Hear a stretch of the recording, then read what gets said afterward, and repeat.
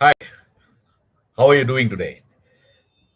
Yesterday, we ended the discussion, or I would say my live session. It's not a discussion, it's a live session on asking you a small task as usual to really talk to your neighbors, friends, colleagues, and relatives on what their perceptions of people to people interactions post COVID 19 lockdown would be, and what you believe or what you assume their uh, perception of the reality would be, and try to find out what the differences are and what the commonalities are, and start a dialogue for evolving a collective mindset.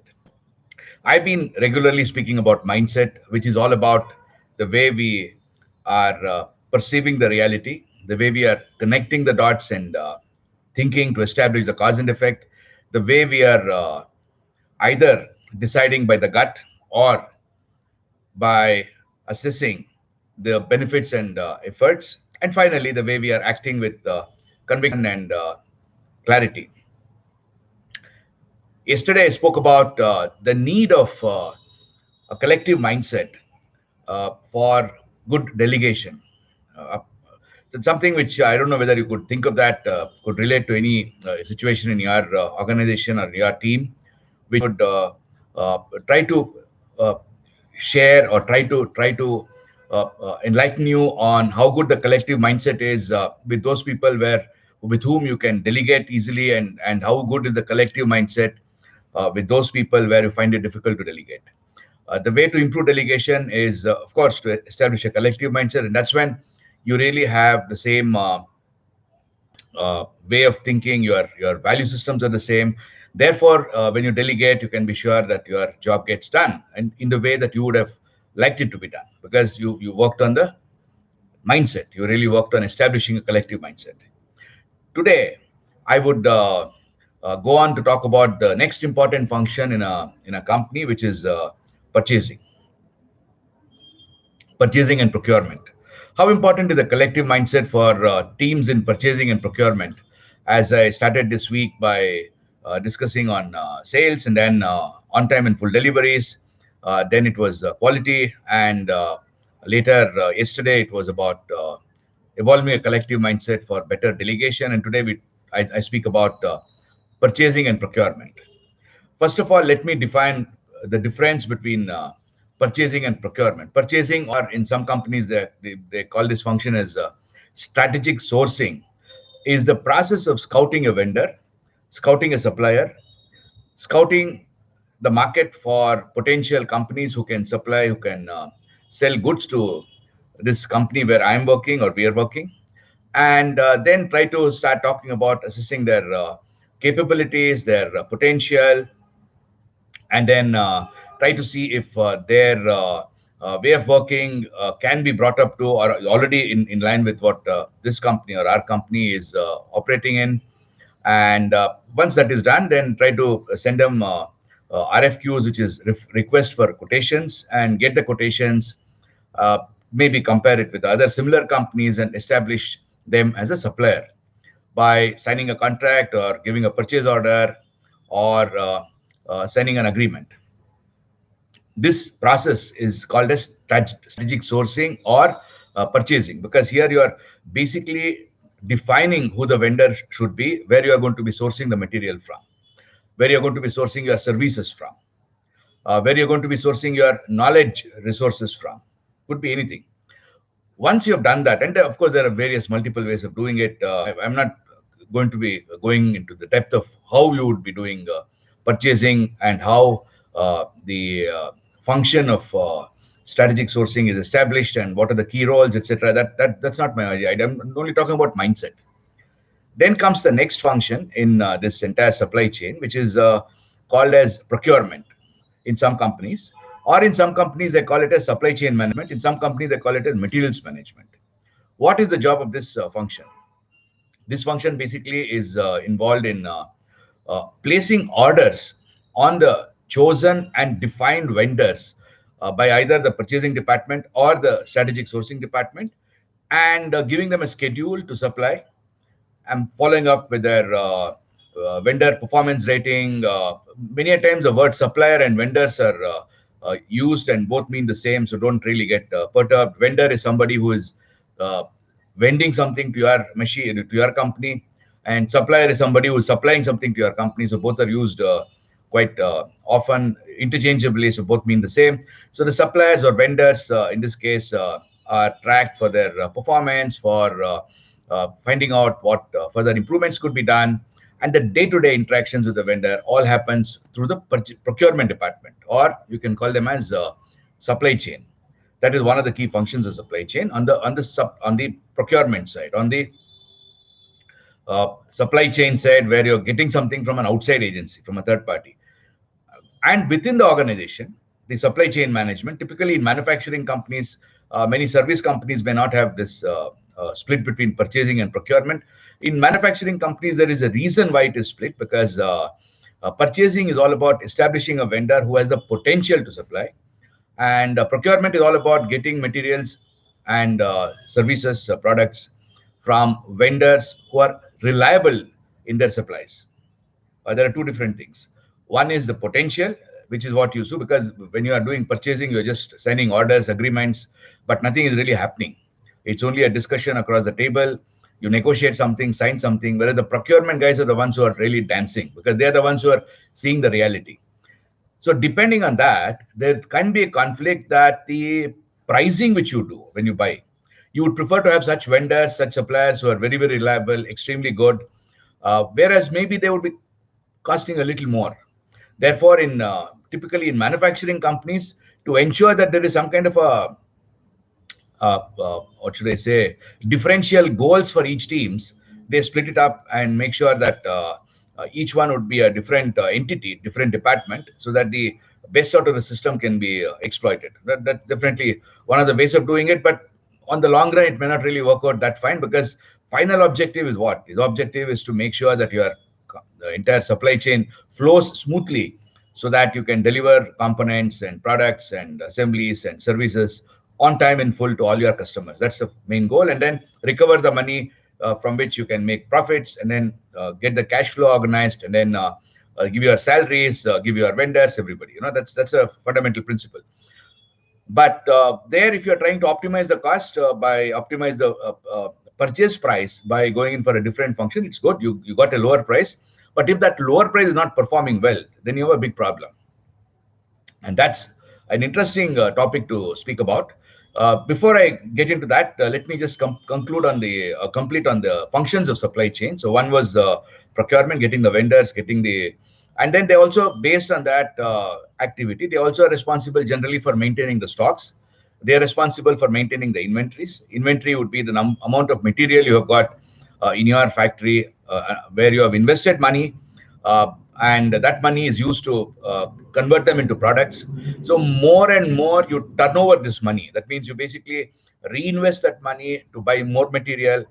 You get more cash flow, and therefore the profitability is more. And that is called as inventory turns, which is a very, very strong term. So higher the inventory turns, higher is the profitability of a company, because you are able to turn over that same machine, same amount of money which you invested in inventory more number of times. So that's the second activity of the procurement department, to manage the inventory and manage the inventory turns and achieve the inventory turns. The other way of doing it is just the inverse of that ratio. It's called as coverage, inventory coverage, based on the sales which is happening in the next coming months. And both are calculated based on the sales for the next 3 months. That's the base with which it is calculated. And sales, based on the sales, you could be calculating the coverage, in which case you're talking about having as less coverage as possible, so that you do not have your money locked up in inventories. That's another role of supply chain.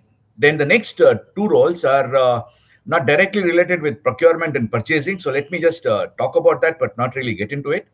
One is to do customer planning, to really do customer order planning, to really get the orders from the customers, and then position them in the company. Either use your MRP, which is available in almost all the ERP systems today, or some other methodology of establishing the demand, and then also manage the internal orders. That activity is called as production planning and control, which is basically to plan the production, then schedule it and control is mainly to ensure that you're not really over-releasing the material and your WIP is under control, which is a different type of inventory. Inventory typically is in three parts: raw material, finished goods, and work in progress. So the work in progress is what is controlled by the production planning and control guys. Now, I am not going to be talking about production planning control and the customer order planning. These two functions will, for the time being, we leave it separate. I reserve it for some other day because I want to complete in 15 minutes. Now we talk about procurement and purchasing. They are two classic examples, excellent, superb, very, very nice. Uh, there is constantly a problem that the supplier is not performing well because the suppliers are not on time. Then the procurement guy calls up the vendor. Vendor says, yes, sir, I'm going to supply tomorrow. Tomorrow never comes. Or there is a quality problem. The production man or the quality man is talking to the vendor, and vendor says, I'm going to supply and make sure that the quality problems are all sorted out. But it doesn't get sorted out. Then what does the procurement guy do or the supply chain guy do? He goes to the purchasing department because they are the ones who establish the vendor. So as far as the purchasing department is concerned, that's a story which is already gone. It's a forgotten story because he did his job of establishing the price. He did his job of establishing the vendor and defining. He did his best at that particular point of time, maybe a couple of months earlier in the past, because at that moment it's a different reality. Like I said, purchasing is all about deciding on paper, and procurement is all about dancing. It's like in a theater, the purchasing guys are the ones who are thinking of producing a film, whereas the ones who are acting and producing the film and running the show are the procurement guys. Now what happens? The purchasing guy doesn't have the priority at all. His priority is to make sure that the cash flow, which is that the price which is coming into the company, prices which are negotiated are the least. But he's not really looking at whether the guy is very reliable or not, though it is said that it is required. But our mindset, okay, in most of the companies doesn't work like that. Purchasing guys are only looking at getting the best out of the vendor. You squeeze the best out of the vendor, and the vendor also is equally smart. They're not idiots. So they also make sure that that cost gets recovered in some way. One very interesting way could be that I would only buy the material when I get money from the customer, so that I don't want to lock my material in, lock my finances in material. To do that, he would delay the purchase. Therefore, the supplies would get delayed. A lot of minor things like this. Or for quality, some investment is required. He's not prepared to do because the purchasing guy is not interested in giving him a price increase. And there are other strategies which the purchasing departments adopt, which I feel is not very right at all. It's absolutely not in accordance with any, what should I say, progressive society, where a purchasing guy talks to a vendor and says that, look, these are all the products which are anyway getting reduced in terms of volume. So there, I can't be giving you a price reduction. Whereas for a new product, where I'm a little more flexible, so I give you a higher price. So we try to balance it out so that you make losses in the products which are the older ones, and you make more profits in the newer ones. All those things are good, but you look at it from a business perspective. As a company, I know that I'm selling an older product at a loss. Now, is it right on my part to really give that kind of a, what should I say, lose-win agreements to the vendor? And on the other side, have a win-lose agreement? I'm not very sure. I'm not really convinced of that strategy. I feel it's important that we are transparent enough in trying to come to an agreement which is very fair, win-win, which used to happen in Europe, by the way. European contracts normally are very, very fair and win-win, where this kind of strategy, which could be more predominant in India, where the purchasing guy would ask the vendors to underquote the older product to make sure its targets are met, and overquote a newer product where the vendor makes his money. But it is one way good because he's looking at from the vendor's perspective, finding a solution in the entire situation. And therefore, if older product has a problem, then the vendor is absolutely not interested in sorting it out because he knows he's already making losses in that. And to do anything more, it's not possible. And the purchasing guy is in a fix because he's already negotiated with the vendor and given him a solution with which the vendor would not be intrinsically interested in doing anything there. So there is tremendous amount of effort required in trying to bulldoze, trying to push, trying to escalate, trying to put a lot of pressure. And finally, what happens? The customer wins. The vendor, unfortunately, would be replaced by somebody else who is possibly not that wise enough in understanding these dynamics and accepts to a price which is very narrow. And this is something which is very strange. Now, these two guys, purchasing and procurement, let's only talk about that. These two guys trying to understand and develop a collective mindset is what that takes the company to a next level, where they are both together in one voice are able to talk to the vendors, not to really bulldoze them, but at least to make sure that they are not losing in the whole bargain. I mean, the company is not losing as well as the vendor is not losing. It should always be a win-win situation. If that has to happen, then the only thing that can happen is that you look at what is called as total cost of ownership. What are the total amount of cost involved in all the activities when you buy a product? It's not just about getting the price on the SAP price field and enter a lower price. That's not the end of it. There are additional costs involved. Try to look at those costs also. That can only be done if there is an open dialogue. If there is a discussion on how the procurement guy is perceiving the reality, how the purchasing guy is perceiving the reality, have an open debate. And that debate is something which, if you want, you can start it. I'm sure many companies have these problems. I'm quite sure of that. Start a dialogue and try to find a common mindset, collective mindset between procurement and purchasing, irrespective of them having two different types of targets, so that you can achieve wonders in our society.